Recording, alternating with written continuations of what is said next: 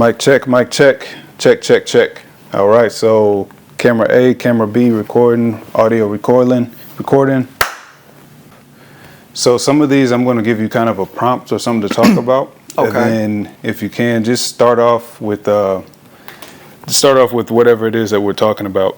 Let's say I was like, what do you think of Washington, D.C.? You would start off, what I think of Washington, D.C. is, I think you'll say whatever you're saying. We don't have all the time to tell you how much I hate this place sometimes. We don't have all that time. Hi, my name is Seer Grant. I am a spiritual advisor. What that entails is I just advise people spiritually on their own individual spiritual path. Can you explain what that means to you as like a title? What that means for me is someone who advises individuals, particularly gay individuals, on their own individual spiritual path. And you said gay individuals specifically. Can you delve into why you say that? My spiritual advisement is more geared towards the LGBTQIA community. The reason that is because I am a gay person and I just feel more comfortable dealing with the LGBTQI community. It's just a more even playing field for me. Do you think that there's a lack in the LGBTQ spiritual community at all? As far as like there might be psychics, channelers, and all those type of things, but do a lot of them not connect with the LGBTQ, or do you not feel that there's really any lack? I don't think that there's a lack, because I see a lot of spiritualists that do identify with the LGBTQI community online. They give tarot readings and stuff like that. So I don't think that there is a lack. I just think for me, because I've always been inspired in this direction, and I was more inspired some years back to go in this direction as a spiritual advisor for the LGBTQI community. So I just think that for me, I think that this is, I don't like to use the word perfect, but I think it's a perfect a calling, a perfect alignment for me.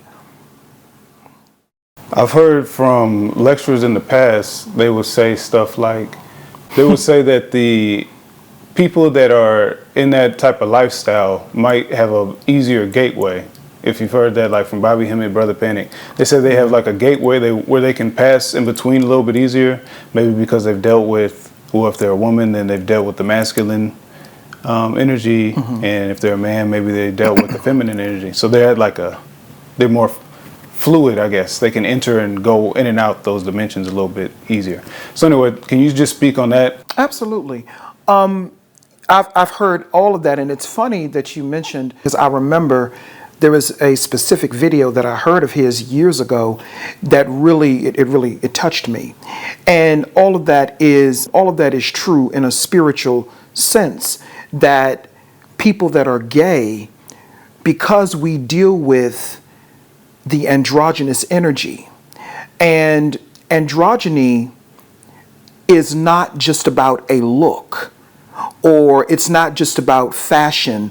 I mean, there are human and cultural connections to the androgynous energy with fashion and creativity and stuff like that. And all of that is all well, fine and good, for the culture and for the human side. But for the spiritual side, when it comes to androgyny, what a lot of people may not know, androgyny is the dark side. That's the shadow self. We are able to maneuver through this matrix and through the spiritual realm just a little bit more. It doesn't make us, I want to be clear, it doesn't make you better or anything like that. It's just that we have more access to sauce. In layman's terms, we have more access to certain things. Did you say source or sauce? I said sauce, meaning, we just have more access to certain, spiritual things. SAUCE? I'm sorry. SAUCE? Like barbecue sauce? Like sauce, yeah. I was trying to be funny. Maybe I didn't. No, that's good. That's good. I just want to make sure I'm hearing right. So yeah, sauce. You don't want to get lost in the sauce, as right? So. All right, cool. So you got more connection to the sauce, right? Than some people because of certain connections. Some gay people, I want to say, some gay. Okay. Some gay people, I want to say that. Let them know. Well, well, the thing is this. There are two types of gay people. And I know we have the Webster's dictionaries, a definition of homosexual or gay or whatever the case may be. But here's the thing. Homosexual is different from gay people. Originally, the etymology, which means the origins of the word gay, referred to a person that was happy. A homosexual is a person that simply just loves or is involved with the same sex. I get that. I got it.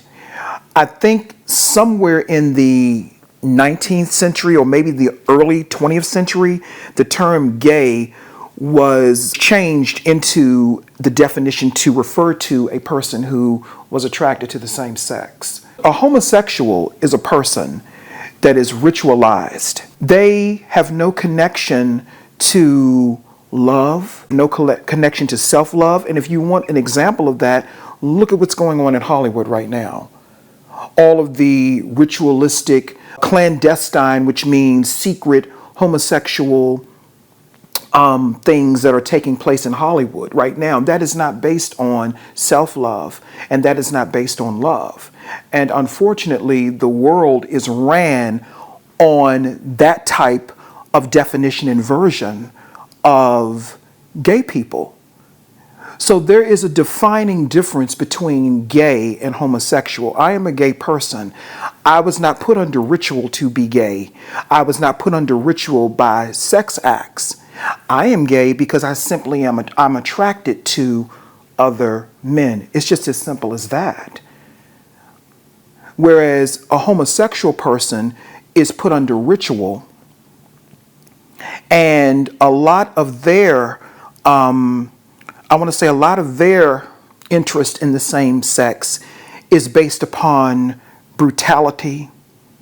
It's based upon dominance or humiliation or degradation. We've heard about all of the humiliation rituals that have taken place in Hollywood. We hear all this stuff on YouTube all the time. So there is a difference between a gay person and a homosexual. Now, this is spirit. This isn't, humanity where I'm speaking from. Because I know, there's a definition for homosexual and people are going to think it's the same thing as being gay. And I get that and I got it. But I'm looking at the spirit of it. They are two totally different things. And people. So when you're saying homosexual and gay, and you're saying that those have different meanings, are you saying according to your definitions, that homosexual would be more of a ritualistic, manufactured individual? Absolutely. Now, gay would be more of spiritually, like destined, kind of, sort of, or I guess it would say non-manufactured.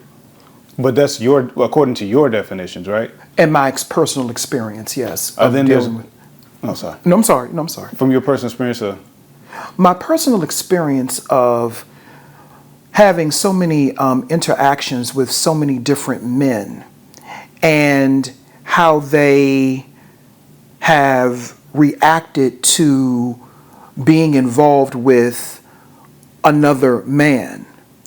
And I find, Can I pause real quick? Sure. So you're saying, according to your, I guess, knowledge and background, yes, you've come up with kind of a different meaning for homosexual versus gay. Right. Homosexual is more manufactured, gay is not manufactured. Right. Now, the books might say something different as far as their definition for homosexual and gay, but according to you, that's what you kind of would kind of explain the difference between the two. Right, because I'm looking, because, and reason being is that I'm going by the spirit. See, the books are going to tell you one thing, because books can get you, just as an example, books can get you to a door, but it can't get you through a door. The spirit is what's going to get you through the door. And I understand that there are books that talk about these types of things and talks about homosexuality and gay, and they put them all in the same boat. But from where I'm coming from, I'm looking at the behavioral patterns of men that I've encountered, if you go on any, and for example, if you go on any dating app, you will find, or gay dating app, let me be clear, you will find men who are married, who are looking for sex with other men, and it is not based upon any type of love or any type of trying to get to know another person based upon who they are. A lot of those men, for them, that's ritualistic. It's not a natural thing, and even they will tell you that. It's not something natural in them, because what they will do is they will go off and have sex with another man and then come back and have sex. And when I say sex, they'll be in the woman's position, if you know what I mean. And they'll come back to their wives like nothing ever happened. So that, so that's what I mean. Things of that nature. There's a difference between, whereas a gay person, a lot of us, we're looking for love in the same sex. Whereas the homosexuals, they're just looking for sex, or they're looking for ritual. And ritual sometimes is subconscious. They don't even know why they are ritualizing themselves in these particular, what they call sex acts. They don't even know why. And some of them become aggressive. Some of them become angry. Some of them even become violent because they don't understand why. And that part right there could come from their own trauma, coming from childhood or wherever, but there was a lot more I wanted to say on that too. I'm trying to get it all in, but well, let me ask a couple questions in there. So we could just talk about some of the historical things as far as like what you've seen or heard or know about. We've talked about Rome. Some being acceptable. It kind of goes in line with what you're saying, but some things might be acceptable. A masculine man might not see himself as being gay, even though he's doing these gay acts. Right. Or so-called gay, using the term that we know it as. Well, the thing is, can I call you by Matthew? I can say, the thing is, Matthew, not to sound preachy before I answer your question, the important thing is in all of this is transparency and honesty. And we don't live in a world of honesty anymore. And that's just one of the facts that, this world is not honest. Now, I was listening to someone break down the Leviticus scripture in the Bible on his YouTube channel a couple of years ago. And he was talking about the Leviticus, the ones that Christians love to use to condemn homosexuality. And that's their right. I'm not getting into no war with Christians. I'm not saying they're wrong. I'm not doing that. But he was saying that when he further examined it, it was saying that what his interpretation, and it makes sense to me, they were talking about masculine men laying down with other masculine men. And the historical context and the historical, the history of Rome, basically, the Roman masculine men, they had young male concubines. And these were more feminine men versus effeminate. And I'll talk about that too. What effeminate and feminine, all that means. But they were more feminine. I was getting ready to say effeminate, and I just said that. They were more feminine. And that was acceptable because there was a transparency there. The wives knew. And it was a transparency there, and it was acceptable.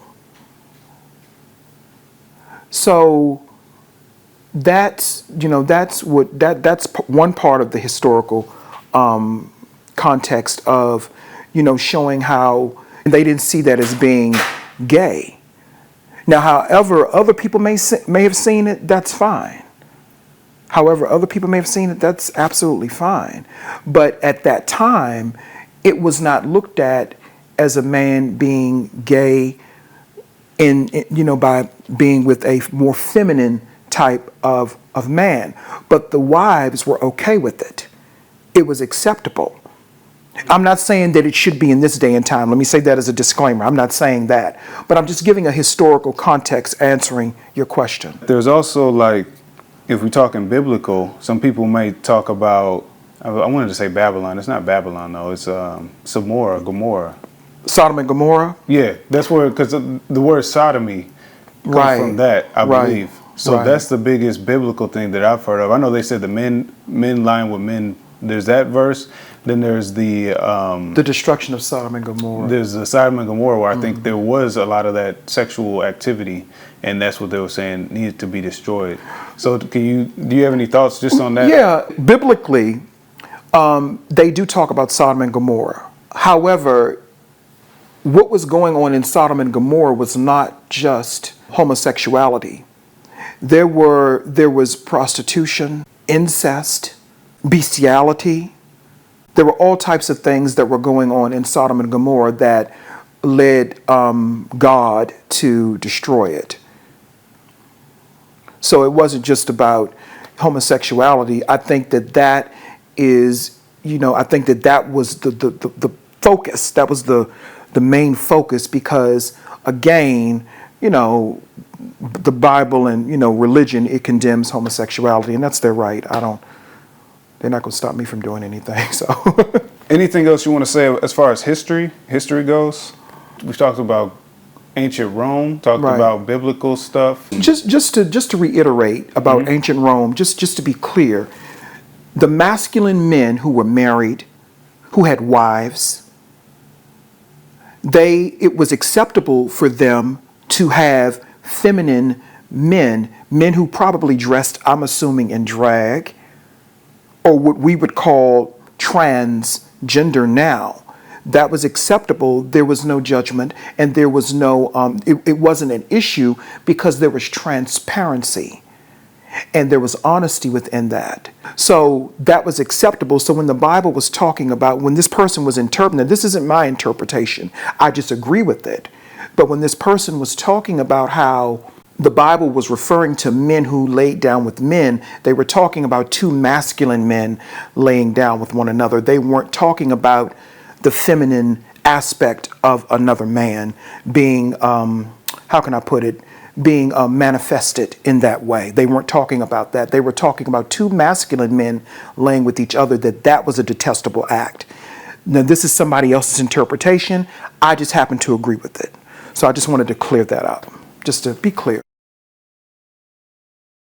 So as far as interviews and you coming to do this interview, you said Spirit told you to come do different platforms and open up. So just talk about that however you want to start with that. That's fine. Yeah, I did say something about why Spirit led me to do this interview. I normally don't do interviews. One of the reasons I do not do interviews is because the last interview, I don't have to mention any names, right? I don't really want to do that. But I did an interview some years back with two individuals, and I was dressed in drag. And I don't think there was any malice or anything like that, but I just don't think that was the proper way to introduce me in that way, because the whole thing was I was supposed to be pranking a famous rapper to make him think that I was a woman dressed in drag. That I was a woman, but I was really dressed in drag. So I said that I would never do an interview again, because subsequently, me and the person who actually led that interview, we kind of, had a bit of an issue with each other, at least on my part. But you grow from those types of falling outs or whatever the case may be. So when you reached out to me, and it was connected to that same person who's no longer with us, who's on the other side now kicking ass, and I said, maybe I should come out of my comfort zone. Maybe I should actually do this interview and just see how it goes. I'm not sure about opening myself up to multiple platforms. It it would have to be something, worth my while. And I'm not talking about monetarily. I'm talking about spiritual currency. If I have something to say that is of value and the person is actually interested in what I have to say and not putting me in a particular category, because when I did the last interview, when I was dressed in drag, even though I liked that person that conducted the interview, I really had a lot of respect and love for him. I felt like I was being put in a particular category with all gay people. And all gay people are not the same. And that's what the real symbolism of the rainbow represents. The many different levels of androgyny and the many different levels of the DNA. But that's a whole nother story, okay? So Spirit said to me, it said, Seer, you need to get comfortable being uncomfortable. You need to get comfortable being uncomfortable. And sometimes you have to come out of your comfort zone in order to expand your own consciousness. And you have had a lifetime of being uncomfortable. All of the trauma that you faced and have overcome, and you're afraid to do an interview, then why are you here? This is what you're here for. This is what I do. I'm here to speak and to give my my own personal experiences and my own perspective on life and spirituality as a gay individual. That's what I'm here for. A lot of people talk about angel numbers, synchronicities, dreams, channeling, being led a certain way, or if they're into the religion, they might say, well, Jesus made this possible, and this, I thought this, and somebody's talked to me, and then this, so can you just talk a little bit about, from your experience and things you've seen, how would you explain spirit to people and how spirit works? I would explain spirit to people based upon my own interpretation, and I always like to put out a disclaimer based upon my own interpretation. I would explain spirit to people as an individual experience and as an individual, and I'm saying this in layman terms so people can understand it, but as an individual entity that resides within our spiritual stratosphere. Spirit is chaotic. And when I say chaotic, I don't mean in a bad way. When people hear the word chaotic, they automatically think havoc. The world is havoc, but the spirit is not. Spirit is chaotic, meaning that it's unpredictable. So for me, spirit is that unseen mechanism that, for example, tells you, you know what, Seer? You should do that interview no matter what your human ego is telling you otherwise. You may not hear it in a human voice because spirit doesn't speak to you in a human voice, at least not for me. I can't speak for anyone else, but not for me. Spirit speaks to you through intuition. It speaks to you through emotion. That is why when people tell people they need to shut off their emotions or they need to stop being so emotional, no, you need to be emotional sometimes. I don't mean being, and there's a difference between being erratic and being crazy versus, being spirited. It can be, there's a difference between it being intuition and then being erratic. So how can somebody tell the difference? So a lot of people have an issue with like ego and things like that. So they might feel like, I should go to the store right now. But is there a way that you would recommend or advise somebody to tell the difference between spirit talking to them or just their mind, doing something out of habit? Does that make sense? That does make sense. My advice for someone to connect with spirit is this. You have to know yourself. That's the bottom line. You have to know who you are, and you have to know yourself. It is very difficult for another person to tell you what is going on inside of your mind. Now, for me, how I know How I know it's spirit and not ego is if I get a calming, like a calming, serene feeling, and I feel confident in the decision that I'm getting ready to make, then I know that that's coming from spirit. But if I'm getting a bunch of, well, I don't know, and maybe, could be, should be, then that is coming from a place of doubt, and that's coming from the ego. But the spirit, you never have to question it. That is a feeling of certainty. So that's the difference for me. Okay, so a lot of people do feel that fear. Like you said, you felt fear doing another interview because of past trauma. And I feel like that could be a form of mind control, because if people can be controlled off of fear. Right. So if you, which can stunt their growth, I guess you would say, Right. you know, because if you're like, I'm scared to walk through this door, and on the other side of that door is something that you always wanted, let's say it was a new job or something. People are scared to leave their old job to go to a new job, but Right. Spirit's telling them to go to a new job. Now, would you say there's any indicators that you can think of, or a way to be like, I guess a good point would be like, is it just that people should face their fears? Is that kind of in general? Is that the biggest? How to follow your intuition through fear. Okay.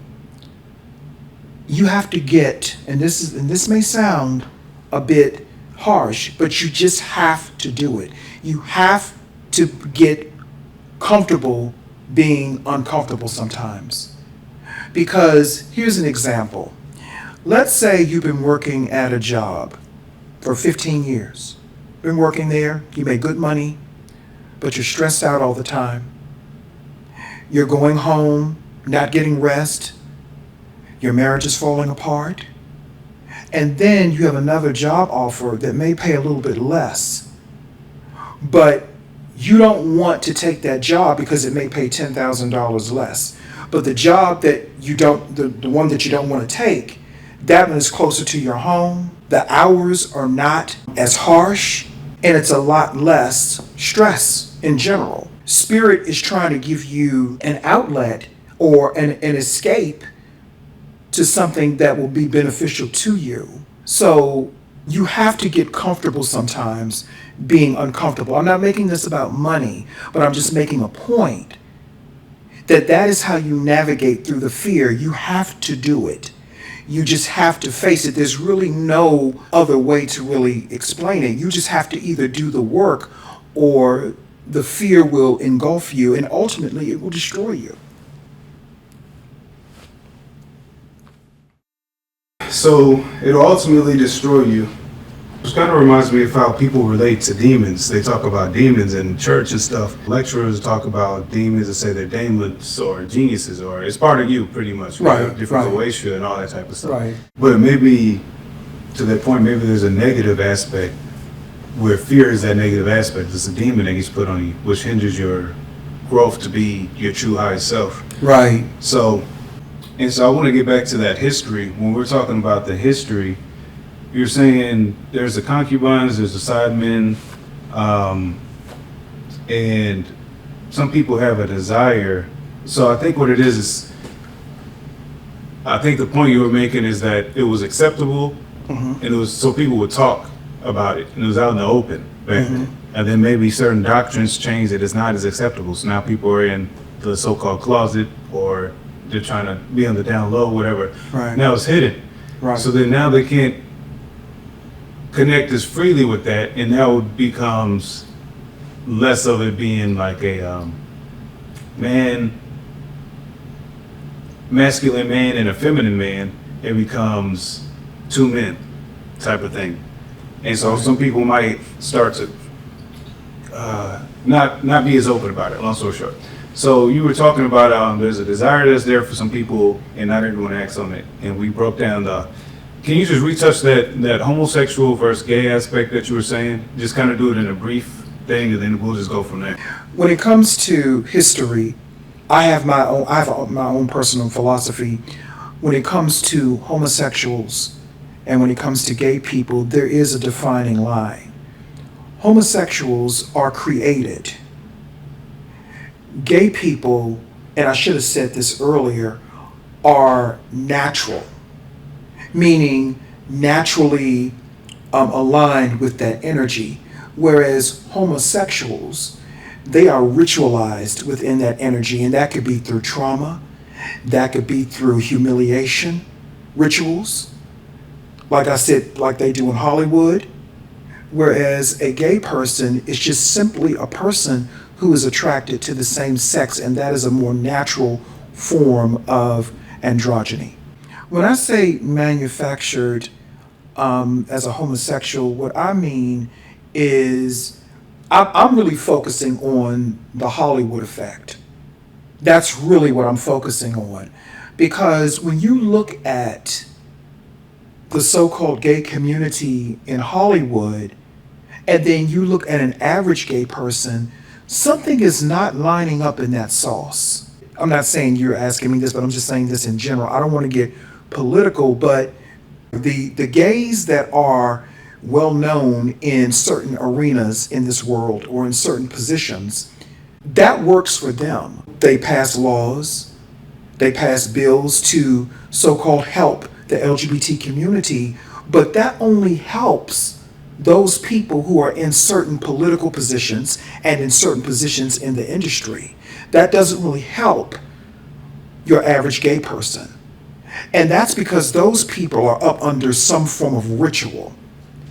I want to cut in real quick. Yeah, sure. So when you say that, there was a bill that was passed in San Francisco where if people, I want to say if they're transgender, but it might be just in the LGBTQ community in general, they get a certain stipend to live in San Francisco. It's like, I wanted to say it was reparations, but I don't know if they refer to it as reparations.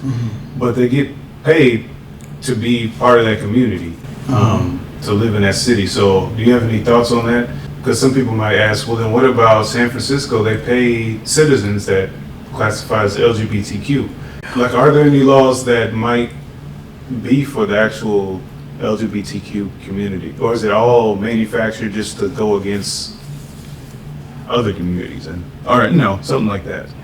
The bill in question that you're referring to, I've actually heard about that bill a couple of years ago, and it's interesting you brought that. I'm glad you brought that up, because let me ask a rhetorical question. Who are these people? And this is nothing against, of course, the trans community, because sometimes, I consider myself to be trans, depending on what date it is, So it doesn't, so this is nothing like that. But who are the people that they're really paying to be part of this? And why is that happening is my question. See, what type of ritual is that? Because see, when I look at that as a ritual. I don't look at that as them trying to help. I look at that as some form of ritual that they're trying to push some type of agenda that may not have anything to do with helping trans people or people within the LGBTQI community. That's true, because I'd also have to look at then how many of the, I don't know if it's a race thing, because I don't know how many black people really live in San Francisco, now that I think about it, versus other cities, but then I think they did have reparations for some black people in Cali. They're supposed to be given some type of money, but right. I don't know. It's a weird situation. So I guess you kind of talked about homosexual versus gay, but what about the origins of those? So I know we've talked about reincarnation and all that. So can you talk about the spiritual aspect of how somebody might be, I guess you would say, gay for a purpose? Sure. Whether there be trauma, reincarnation, so past lives, and spirit carried forward, or, things like that. So can you speak about that? Sure, absolutely. How someone would be, or why would they enter this world as a gay person? Can I start out? Well, it really is a question of a lot of different things, and again, from my own perspective, not knocking anybody else's, but from my own perspective. And I look at it like this. I know that there are a lot of studies out there that say soy and other determining factors that may contribute to a person being a gay person. And I don't knock any of that. People have their right to their own interpretations. But what people, and I'm talking about now, I'm getting ready to go into the spiritual part of it. What people don't take into account is the very things that are around us, the universe, mathematical equations. Each one of us are made up of different mathematical equations. When people talk about the realm of the gods is actually nothing more than mathematical equations from my perspective, because I've seen it. And when it comes to why a person may end up being gay coming into the world, let's just say born gay and incarnating into the world, you have to think about several factors. You have to think about the planets and what position they were in when that person was born. See, people don't think about these types of things. What was going on, not just on the earth at that time, but what was going on in the universe as well. And what mathematical equations make up that person's DNA.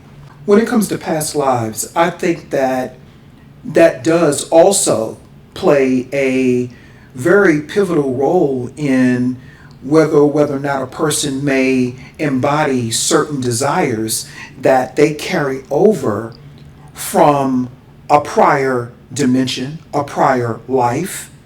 And we're not even taking into account parallel dimensions, So I definitely think that reincarnation plays a part in why a person may have certain desires that they have, or why they may have certain issues that they may have. Let me give you a prime example. I went back into a past life of mine in a dream where I was addicted to heroin in one of my past lives very badly. Now in this life, I don't drink. I used to smoke cigarettes, but I don't smoke cigarettes anymore. I quit when I was in my 20s. I don't even smoke weed. And that is because I learned that lesson in that particular past life. So past lives can have an influence definitely on a person's desires or lack thereof, and that includes sexual orientation. And just to close out, some people who are born gay into the world now, 9 times out of 10, they were probably gay in a past life as well too, from my perspective and from what I've seen in my own past lives. DNA and family can also play a part in that as well, because I had my childhood friend, he's no longer with us, but he was gay. He had 2 uncles that were gay. So DNA and family could play a part in that as well. The thing is too, I want to be clear about something. People like to weaponize certain things against people because of their sexual orientation. So, for example, some people may be gay ritualistically through trauma. Maybe it's some type of trauma that they faced. And people will weaponize that against them and say, well, the X, Y, and Z was done to you as a child, so now you're gay. But they do that to re-traumatize the person. I just wanted to point that out. And that's sometimes why people don't come out of the closet sometimes, It's very important that we don't re-traumatize people. Whether a person is gay based upon trauma or whatever the case may be, if that individual decides that they do not want to participate in that lifestyle, or they just that's not for them, then they have a right to say that. But what you don't have a right to do is weaponize their trauma against them, and they do a lot of that in the Black community. I hate to say it, but they do. I think that the ideology that a person is born gay, that's a very interesting topic, because as I was stating earlier, people say no one is born gay. Maybe, maybe not. But from my own perspective, I think that the desire eventually will, let me say it this way. When you're born, you don't have any desires the only thing you're desiring is sucking a bottle and eating some baby food and playing with your toys. But like with heterosexual people, as you get older, you begin to veer off into who you are really going to become in life. I think it's a natural part of human sexuality. That's just what I think. But in terms, if a person is born that way, I do think that people are born that way. And the desire, again, like I mentioned earlier, I think it's based upon, and this is on a spiritual level, it's based upon, like I said, what was going on at the planet, on the planet at the time when you were born. For example, I was born in 1979. At that time, that was the height of the gay revolution. When I break down the mathematical equations that represent who I am, because numbers carry feminine and masculine attributes. And depending on what work you came down here to do,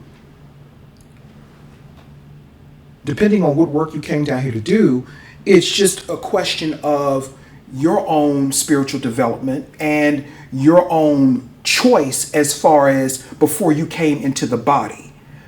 But the desire, I believe, is already intact. Maybe it has not been, activated, but the desire for who you become, as far as who you are attracted to sexually, is already intact. So I do believe people can be born that way. Absolutely, because I was. So do you think that there's this, when people talk about this gay agenda, which you might have touched on that earlier with the Hollywood thing, but can you just speak on, do you think that there is a gay agenda, like hip hop, infusing, now I would say there's maybe a distinction between representation, because that's the kind of the argument there. Mm-hmm. People say there's a gay agenda, and they'll be like, no, this is just representation. They'll be like, well, this is like what they're putting in the movies, and then they make all these celebrities, especially black celebrities, play these at least one role where they're wearing a dress, that type of thing. That's kind of evidence of some type of agenda. Mm-hmm. And other people are like, well, no, I feel like it's just representation. And a lot of times those people might not know about symbology or any of that magic or ritual. So can you just talk about the so-called gay agenda?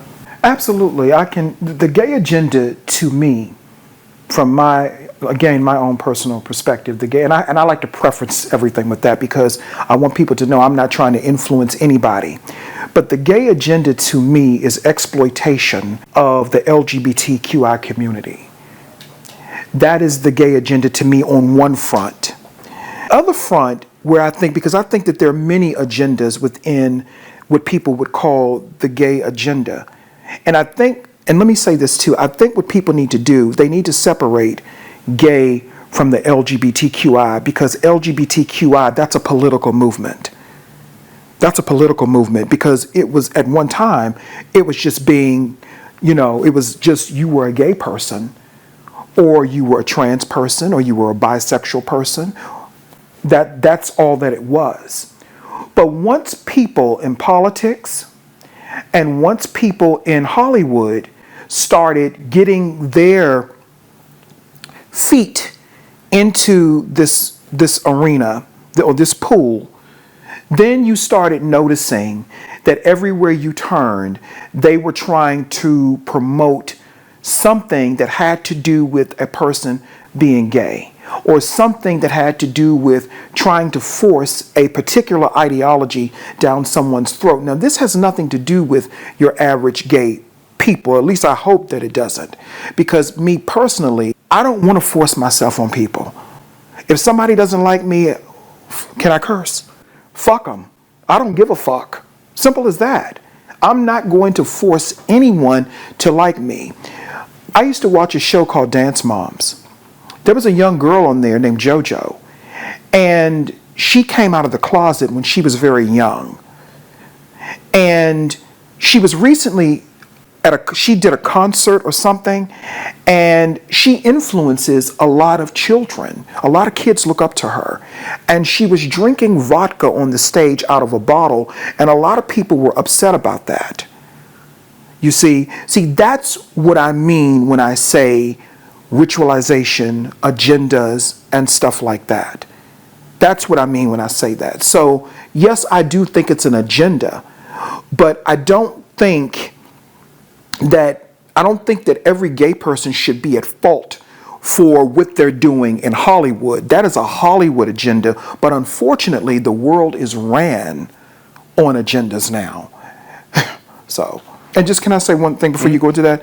There was never any indication when she was on Dance Moms. There was no indication that that young girl was gay. Not saying that she wasn't, but there was never any indication of that. So that is what I mean when I say ritualized homosexuality. That's what I mean. That's a prime example of that. Let's talk a little bit about your history. Let's talk about your history with spiritualism.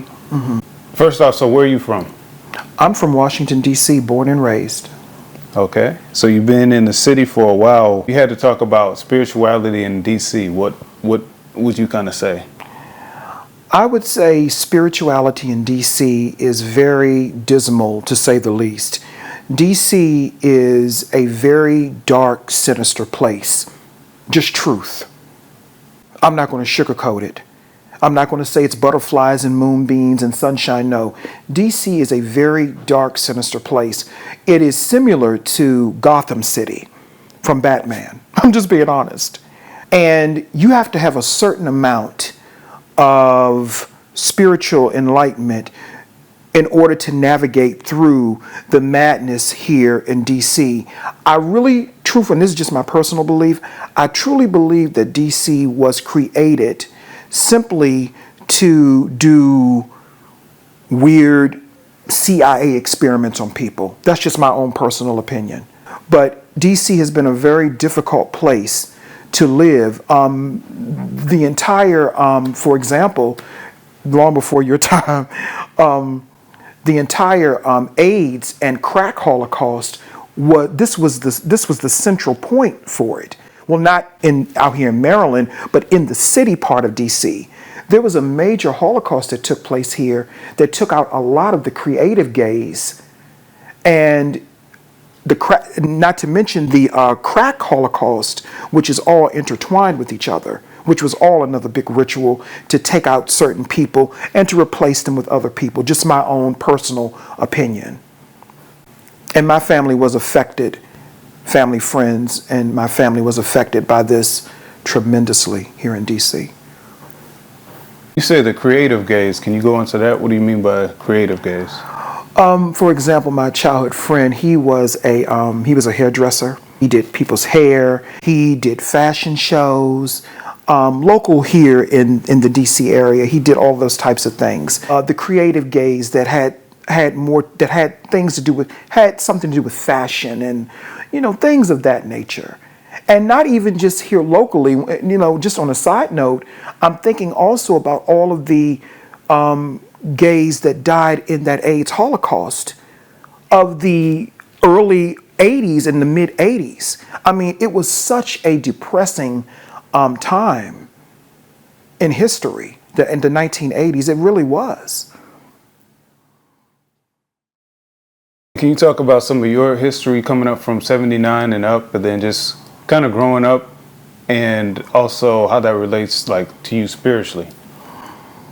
Well, I grew up, like I mentioned earlier, I grew up in Washington, D.C. I was raised by my great-grandmother and my grandmother. My mother had me when she was kind of young. And one of the most pivotal points, pentacles, I want to say one of the pentacles of my life that I think really, I look back at it now, that really showed me that this was a spiritual evolution, was when my grandmother died when she was 44 years old. And that left a hole in me so deep. And sometimes it still bothers me because she died. She left this world feeling like she wasn't loved. She left this world abused and misused. And that really left a lot of trauma in my life, because after she died, my family basically turned against me. They'll say something different, but they turned against me when she died. And after she died, my behavior began to go down a trajectory of just, I became depressed.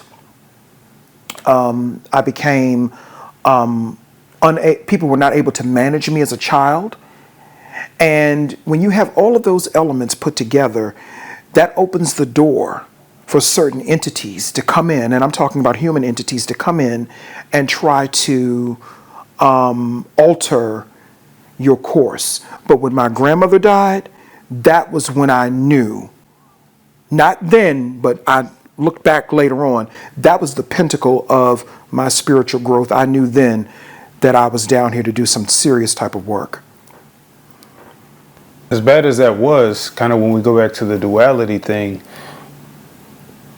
do you think that that would have any type of correlation with the duality? Kind of like I said, when you do an interview, it might not be as good of an interview experience, but then some good might come from it, I guess, in a certain type of way. So do you think, for example, let's say that type of, if I want to call it trauma, if that's the best word, if that type of trauma didn't happen, that maybe you wouldn't get aligned spiritually in this life?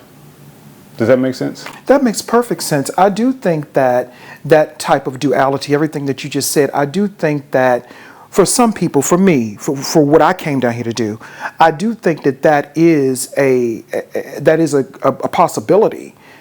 I know for me, it's a possibility, because after that, after my grandmother died, it was just one thing after another.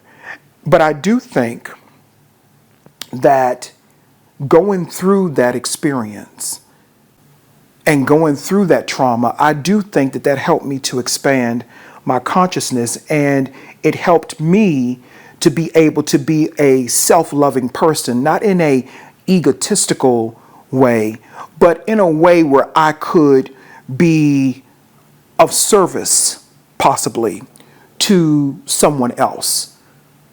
Because that's what that's what some of us are here to do, to be of service to someone else who may be going through similar situations. So yes, I do think that duality can be beneficial in your spiritual growth.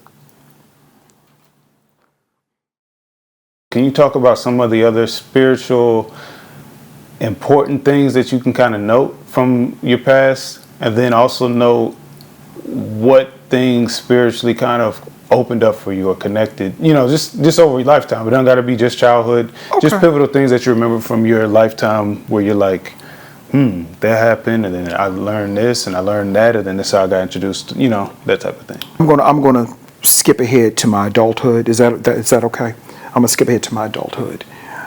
One of the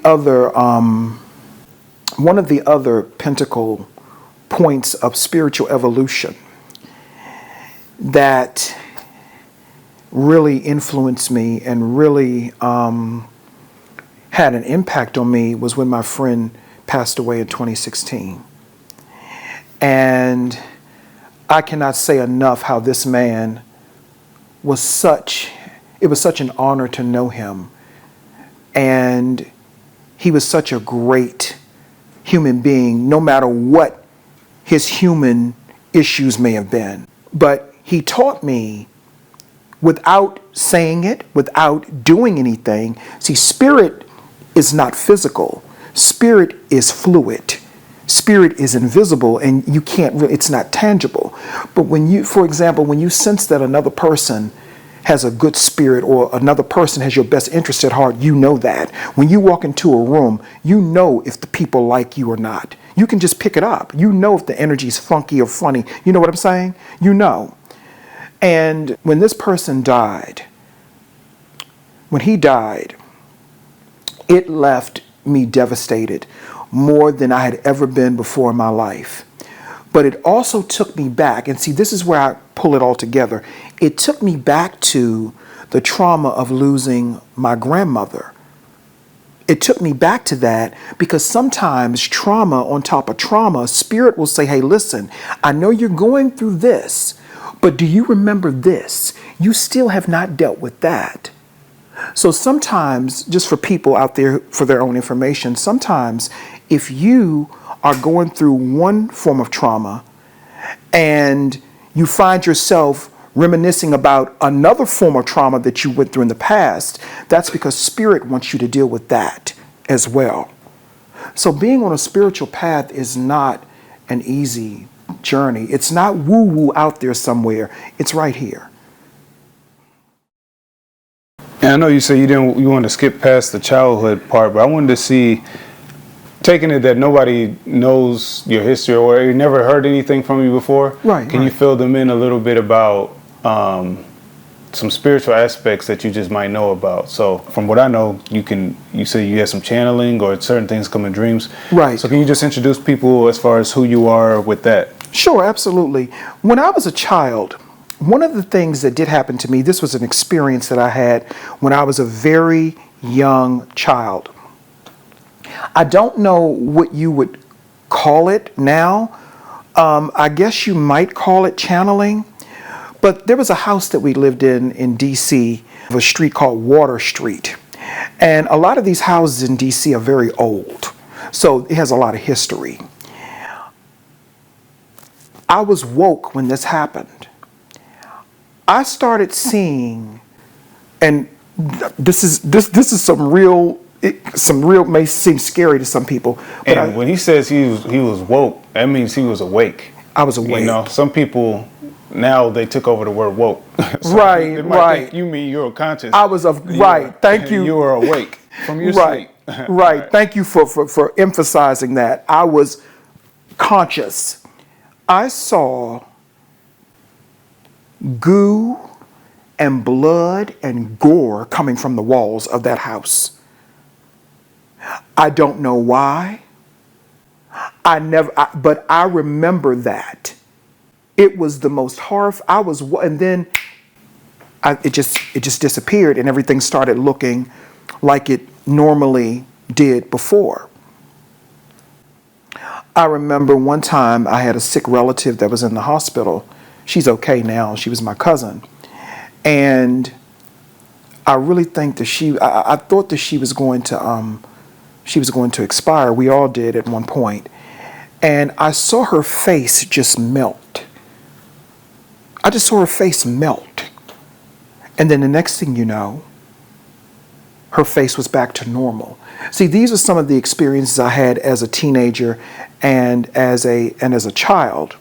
But on a lesser dramatic note, I was very artistic, and I was very curious always as a child about the occult, about the universe, about Greek mythology, about the planets and stuff like that. So I was always, interested in those particular subjects. I really didn't get focused into that aggressively until my adulthood. I was raised, let me just tell you, I was raised Methodist. And it wasn't a hardcore religious family like that. But okay, so how I got interested in the occult and spiritualism is because I have an uncle, and subsequently this is one of the uncles I didn't get along with, but he was also into a lot of spiritualism and stuff like that, and astral travel. He taught me about stuff like that. And this is an uncle that I didn't really get along with, but when he had his good moments, he had them. And my great-grandfather was a Christian occultist. He had books on different symbols, like the swastika. I learned how the swastika is really not racist. It was turned into a racist symbol. I believe it's an ancient Kemetic symbol, if I'm not mistaken, right? Isn't that an ancient Kemetic symbol? Or Native Americans who use it, Africans who use it. Right. So Right. It really depends. I don't know The exact, but it was not. Yeah. But it was not. It was not. Originally, that was not a symbol for white supremacy. It was not. Mm-hmm. So it was those little pushes in that direction that really got me even more interested in it. But I think again, when did I really start? See, and here's another thing too, before I go into that. because I was gay, and because I've been gay practically all my life. Since, teenage, pre-adolescence, I've been gay all of my life. Because we were told that was not a space for us to be in consciousness, to be, in certain groups. It wasn't really until I came in contact with Brother Panic, and I'm not giving nobody no credit for my own growth, but I have to say it wasn't until I came in contact with him that I realized, and listening to Bobby Hemmett and other people, that I realized that, okay, I have a purpose too, because, as a gay person, you're condemned. You're told that, you're just a worthless throwaway person. But once I came in contact with these scholars, I began to see that wasn't the case. So again, it wasn't until my adulthood that I really got more and more in depth and enthralled in spirituality. Well, what happened was it was 2011, and there was a lot going on. Can I just put that in there too about what was going on in the universe at that time? There was a lot of activity in the universe at that time. There were beings that were just doing their thing. Okay, they were doing their thing. Whatever they were doing it. And I started coming in contact, this was in 2011, I started coming in contact with beings that were coming through my wall. When I would try to go to sleep, I would see them. And it wasn't scary, but it was disconcerting. And for those people who don't know what that means, it was just a little uncomfortable. Nobody tried to hurt me or anything like that. So that continued. Those experiences continued when I was trying to go to sleep. I was having these visions and seeing things. One night, and this is what really, really got me. One night, I was trying to go to sleep. And all of this happened simultaneously. That is why I tell people the spirit is everywhere. Spirit is everywhere. It's in the air, it's in the water, trees, it's everywhere. And I saw a being in my wall straight ahead of me. I saw a being trying to come out of the wall this way. Then I saw some other beings that looked like leprechauns that were coming out of the wall this way. And the being that was coming out of the wall this way, it looked humanoid, but I don't exactly know what it was. This was in 2011, and this continued for the next 3 years. So finally, I got the courage up. Somebody had said something about someone named Brother Panic. And I said, I wonder, that name it drew me. I said, I wonder who drew me to that person. I said, I wonder who that is. So I looked him up online, and I got the courage to hit him up, and he gave me a consultation. And I explained to him what I had been going through. Now, at this point, he did not know I was gay. And I explained to him what I was going through. He said, there's nothing to worry about. He said, what's happening is the pineal gland. He said I was having pineal activity. And that gave me some relief that I wasn't, going crazy, or, there wasn't anything coming after me. He said, no, you're just having pineal activity. That's all. And another thing that was happening too is I can see the aura around people. But that was another reason why I had reached out to him. He told me you're seeing people's auras and stuff like that. And you can, somewhat determine what's going on with that person, based upon their aura. There was a friend that I was talking to one time years ago. And I said, what is going on with you? Because the colors around you are very dark, and very heavy. And she said, oh my God, how did you know? I said, are you in conflict with somebody? And she was in conflict with a girlfriend of hers that she had been in conflict with. So, those are some of the experiences that I've had and what led me into study this more even aggressively. But the way that I study, it's not always, books are okay. Let me back up for a moment. I started out, as corny as it may sound, I started out reading Sylvia Browne books. I know what people say about Sylvia Browne, but I don't care. I don't care. Her books are a good stepping stone for spirituality. What do people say? I don't know who Sylvia Brown is. What do they say about her, and who is she? Sylvia Brown was a psychic. She passed away back in 2013. She was a psychic. And she, a lot of people said she was a fraud because she missed on a lot of cases or whatever the case may be. Personally, I think what happened was she got caught up in the Hollywood effect. And when you get caught up in that effect, you do lose some of your gifts.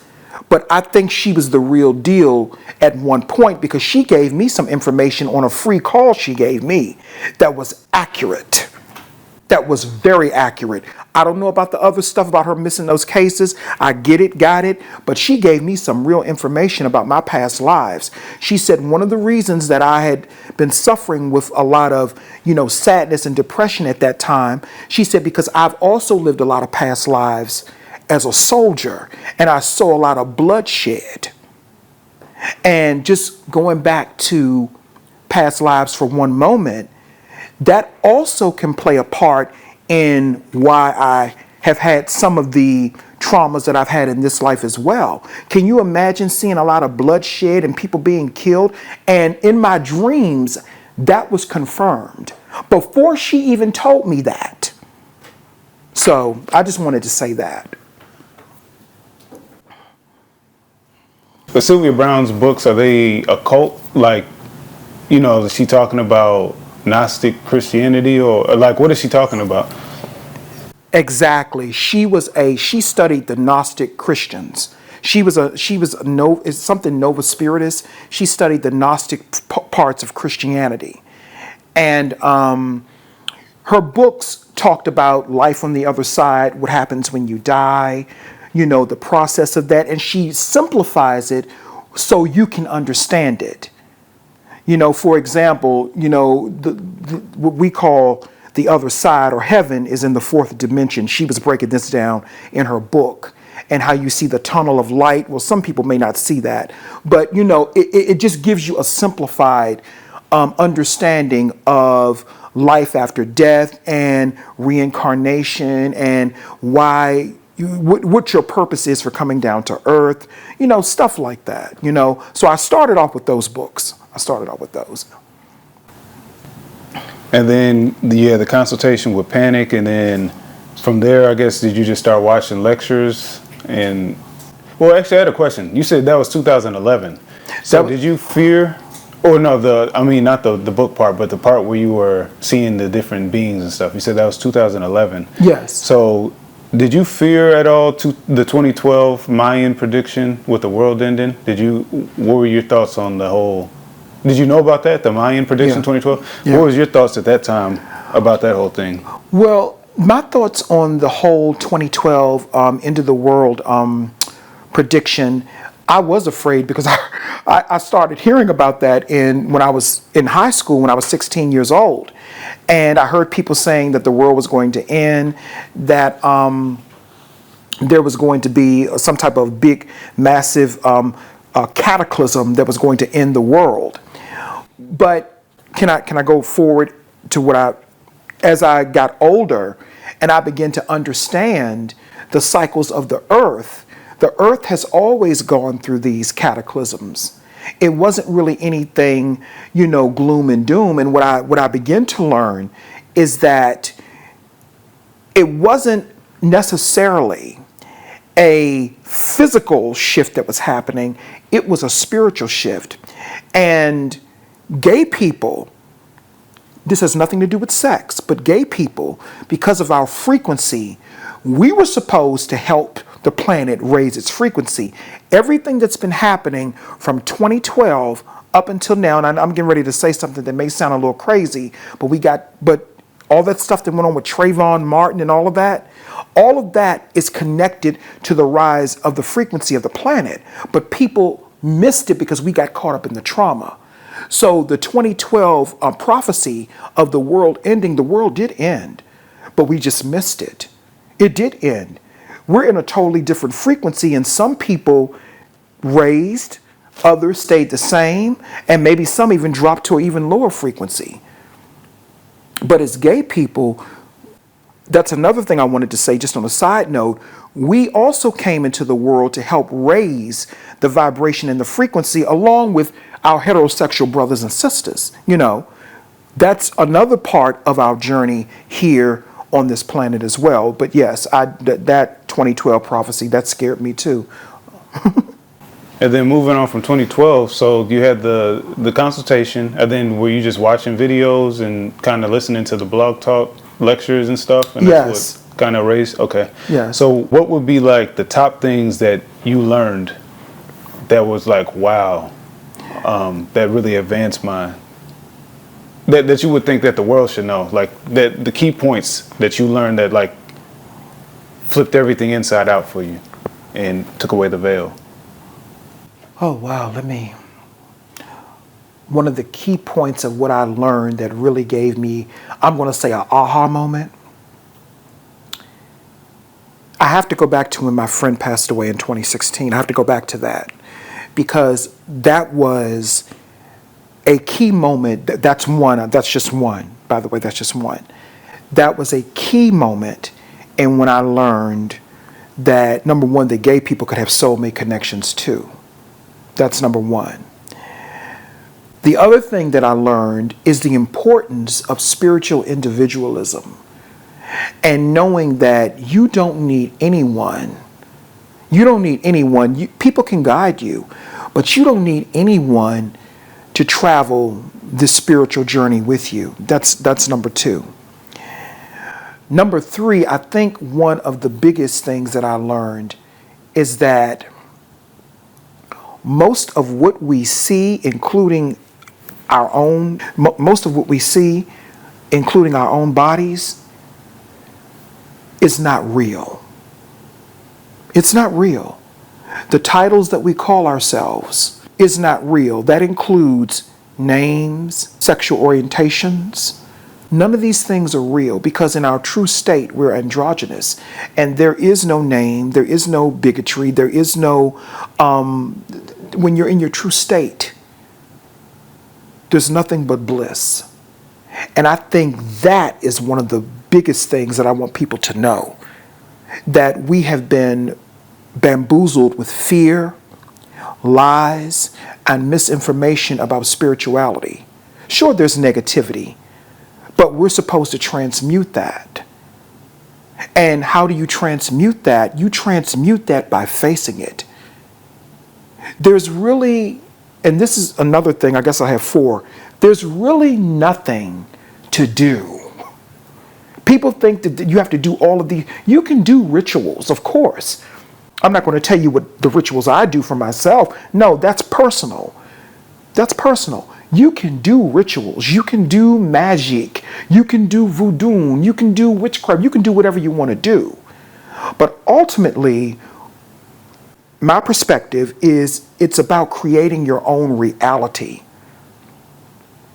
Pulling from the quantum realm and bringing it into this reality and shaping it the way that you want. And I think with all of the trauma that I have been through, I think that trauma, it helped me to do that.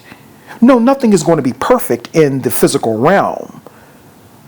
But the physical realm is where we come to not be perfect, but to learn about perfection. And how do you learn about perfection but through imperfection? So those were some of the key points that I really learned that were like aha moments for me. And when you talked about, so you had a couple people close to you, it might be more than that, but significantly that you've pointed out so far, a couple people that had passed.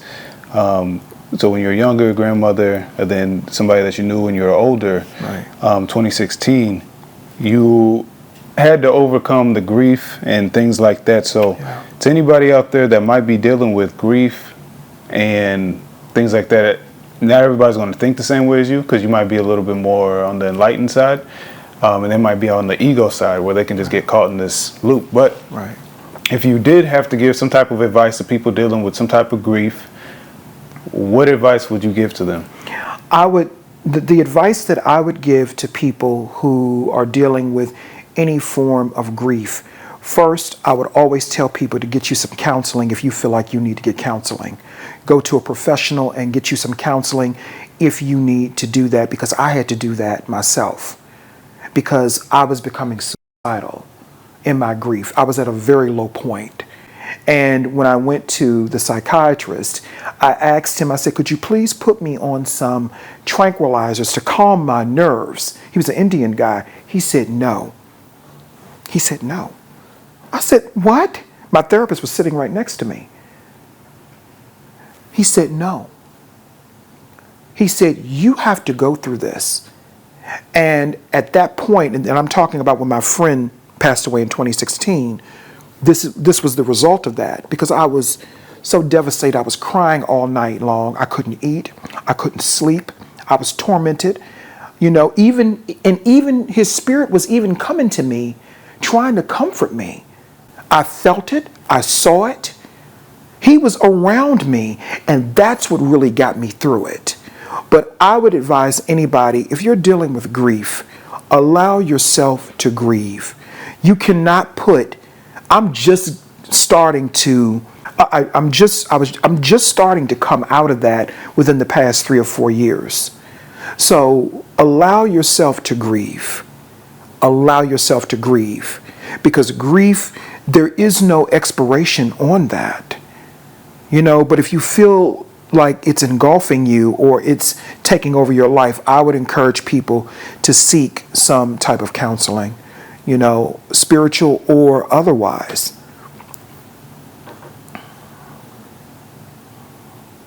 Is there any advice you can give to people aside from seeking a third party to help them through it? As far as like maybe thoughts that helped you cope, or were there anything that you realized through the counseling that you're like, you had another aha moment? I know one of the things you said that you realized in that situation that you could have a soulmate. You said that it was comforting that you could feel his spirit around. Right. But was there anything else where you were like, and if that wants to roll down, you can go ahead and let it roll. Okay. That's cool. But if anything else where you were like, I don't know, that you think somebody else, to get them out of a certain mindset or a negative loop, is there anything? Yeah, I think that to get yourself, well, for one thing, again, honesty is always the best policy. You have to be honest with yourself.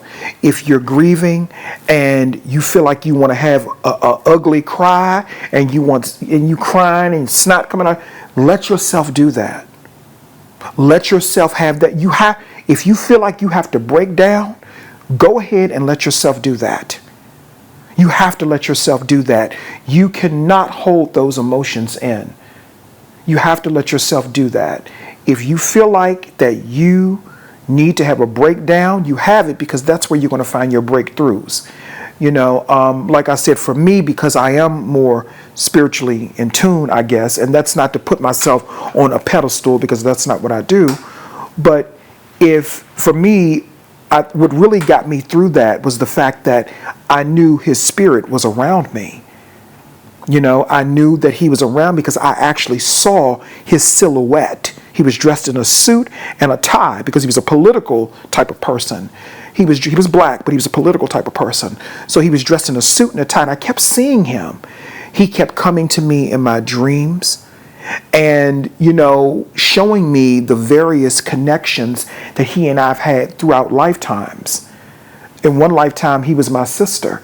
In one lifetime, he was my mother.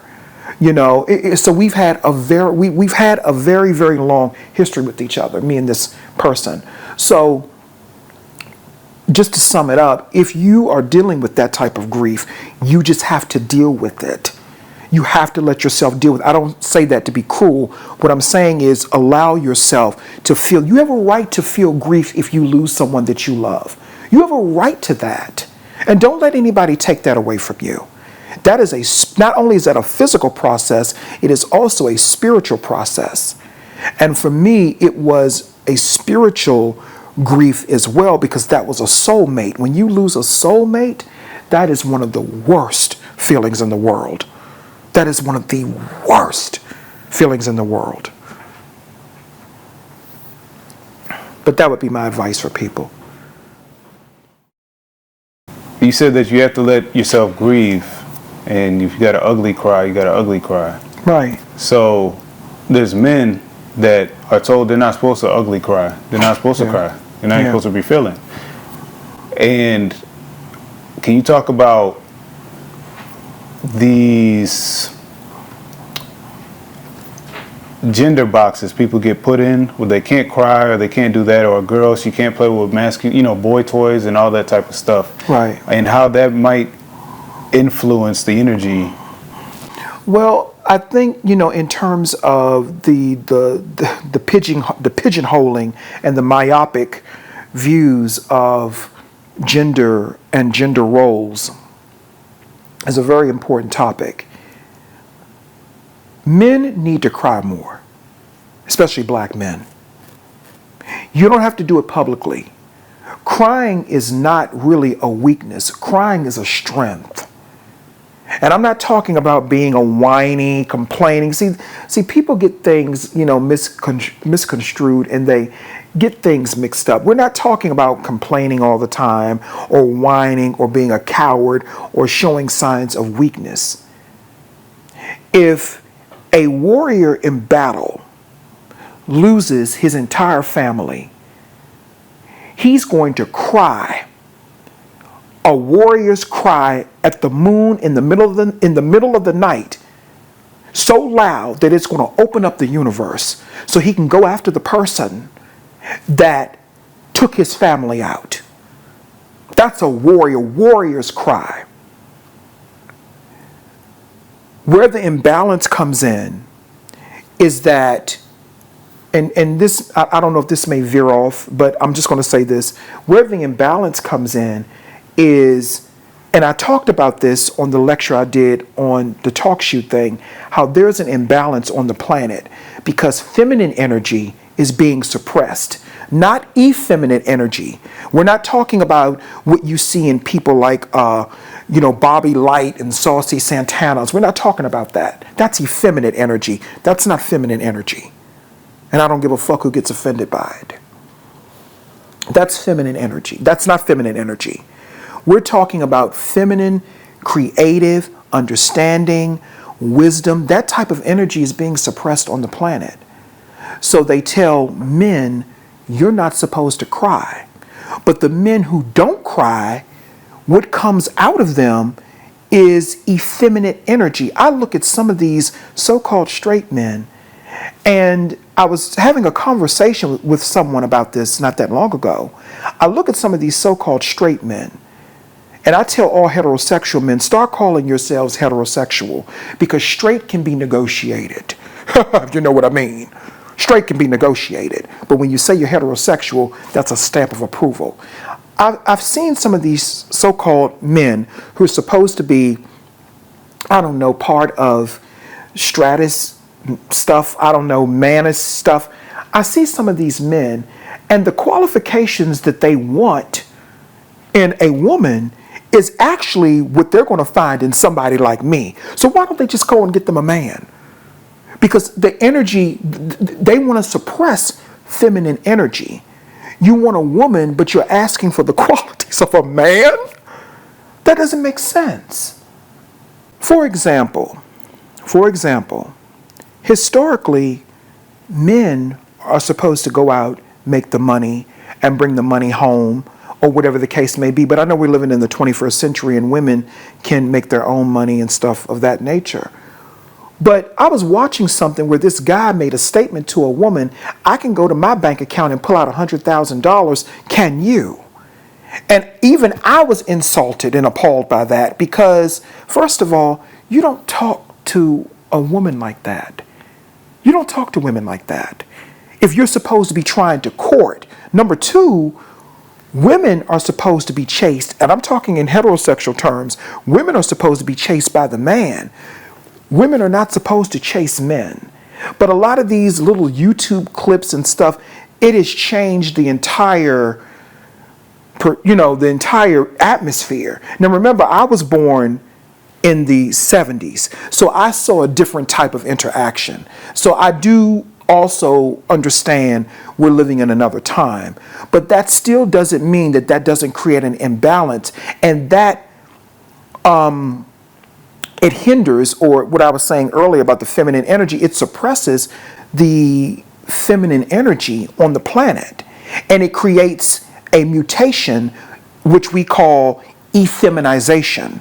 So when you see when women say that men are effeminate and people want to blame it on feminine energy, that's not feminine energy. That is a mutation of feminine energy. It's effeminate energy, and that's something totally different.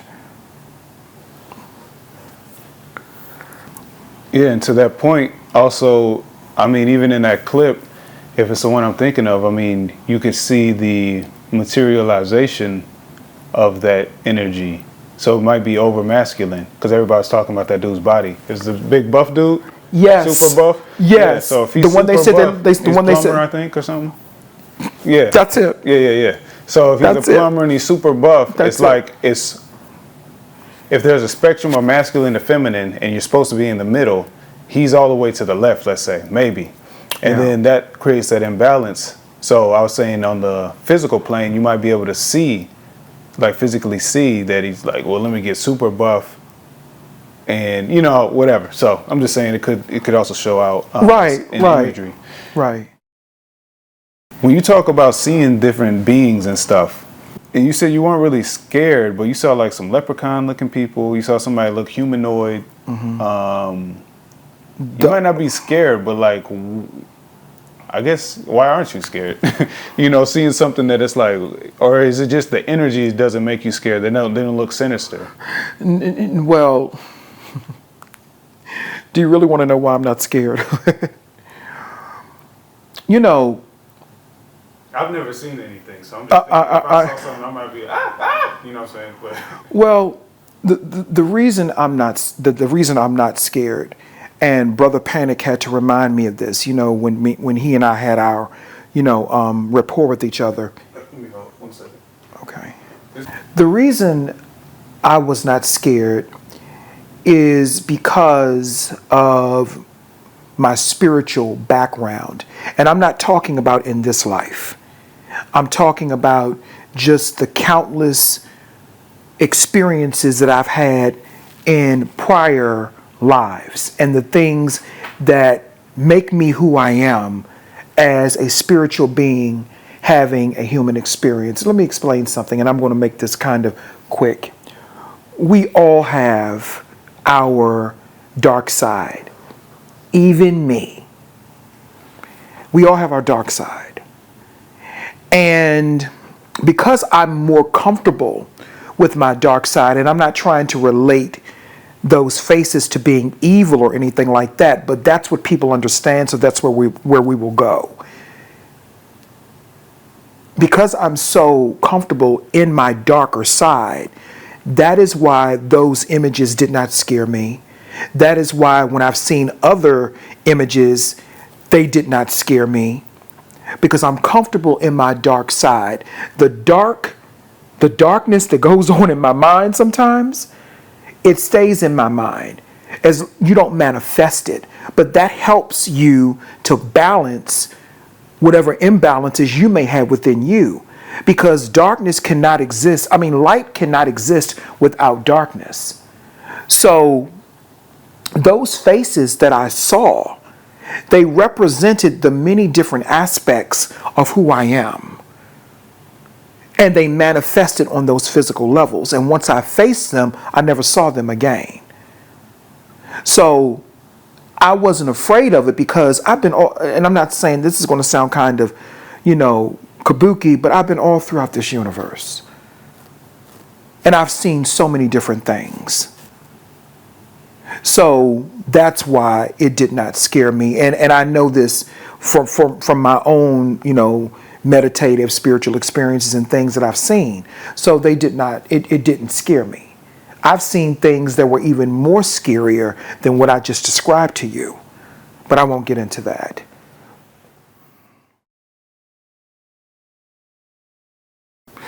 So as far as Isis and Osiris, we all play a part down here on this planet. You know, we're born through different gateways, or we decide to come through different deified or deity gateways. One of the gateways I came through was Thoth and Isis. And we all know that there's a whole mythology and whole love story between Isis and Osiris. You know, so there is a part of me that represents that feminine aspect of Isis, whether I'm a male or not, because it's all about duality. My soulmate, he represented the Osiris energy. So when he died, he was actually dying within that mythology, within that energy. And I was mourning him like Isis mourned Osiris. Actually Isis, per se. But we played out that mythology with each other. That was part of our, you know, story down here on Earth. My advice to any black person in the LGBTQI community is to always be true to your own spirit and do not allow yourselves to be exploited by other people's agendas, whether it be physically or spiritually. Be true to your own individuality, which is what we are known for as LGBTQI people. We are known for our own individuality. We are known for being trendsetters. We are known for being leaders in our own right. And I would say stay true to that and do not allow anyone to put you up under their ritual.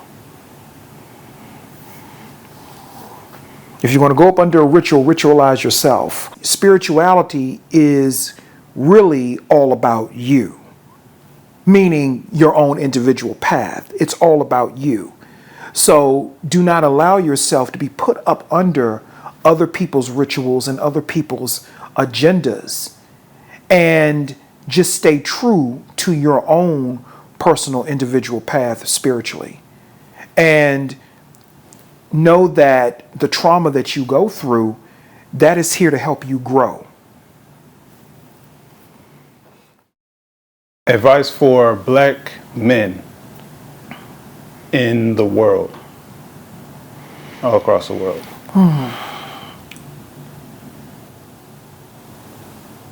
Love yourselves, black men. That would be my advice to you across the world. Love yourselves and protect yourselves. Love yourselves, protect yourselves, and just know that, you know, gay black men, despite what you may see, we're not your enemy. You know, I respect heterosexual black men that respect me. You know, we need you just as well as everybody else. We need heterosexual black men. We need strong black men. You know, we need you too. Not in no sexual way, but as counterparts that we can bounce ideologies off of, that we can have conversations with, that we maybe can collaborate with on certain things, you know? Everything doesn't have to be about, you know, perversion, because what you see in Hollywood is perversion. And another thing, black men, do not allow yourselves to fall up under other people's agendas as well.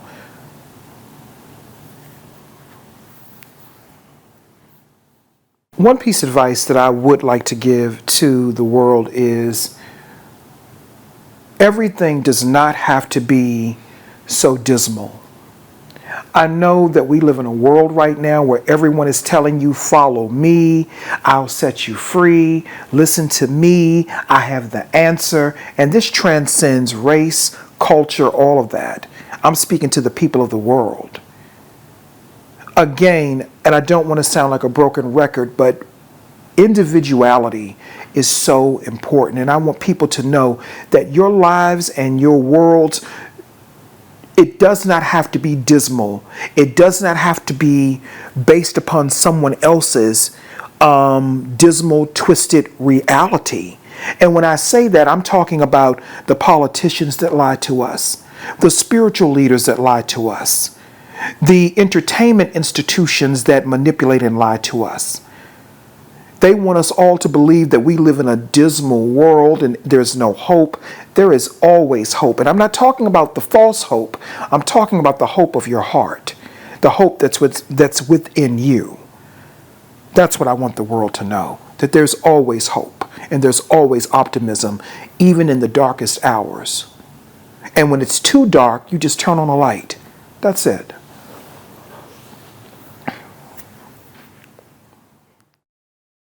This has been Seer Grant. Thank you all for having me. I really enjoyed this interview. This was out of my comfort zone, but sometimes you have to get comfortable being uncomfortable. But thank you so much for listening to me, and I hope someone got something out of this that may help them.